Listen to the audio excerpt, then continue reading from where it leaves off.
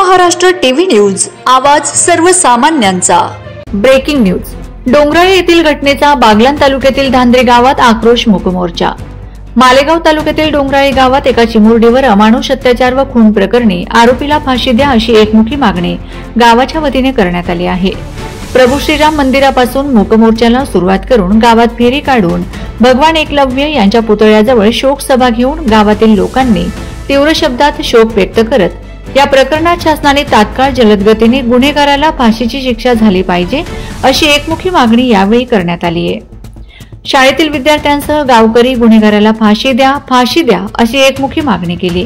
ग्रामपंचायत गावाच्या वतीने महाराष्ट्र राज्याचे मुख्यमंत्री व गृहमंत्री यांना तहसीलदार व पोलीस विभागामार्फत निवेदन सादर करण्यात आले।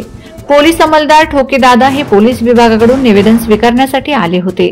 धांद्रे गावाच्या भावना मुख्यमंत्री गृहमंत्री यांच्यापर्यंत पोहोचून चिमुरडीला न्याय, गुन्हेगाराला फाशी अशी तीव्र भावना निवेदनाद्वारे व्यक्त करण्यात आली आहे। वंदे महाराष्ट्र टीव्ही मीडिया प्रतिनिधी अरुणदादा शिरोळे, ग्रामीण नाशिक। आरोपीला फाशी झालीच पाहिजे, यज्ञा बाळाला न्याय मिळालाच पाहिजे, यज्ञा बाळाला न्याय मिळालाच पाहिजे। जो अत्याचार त्या मुलीवर झाला त्या मुलीला न्याय मिळवून देण्यासाठी आपण इथं मूकमोर्चा काढला।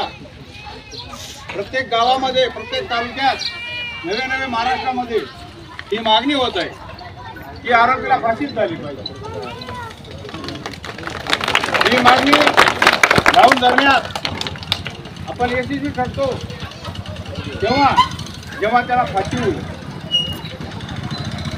या स्वातंत्र्य काळात आपलं जसं स्वातंत्र्याचं वय वाढत आहे तसं कायद्यामध्ये रूपांतर होणं गरजेचं आहे।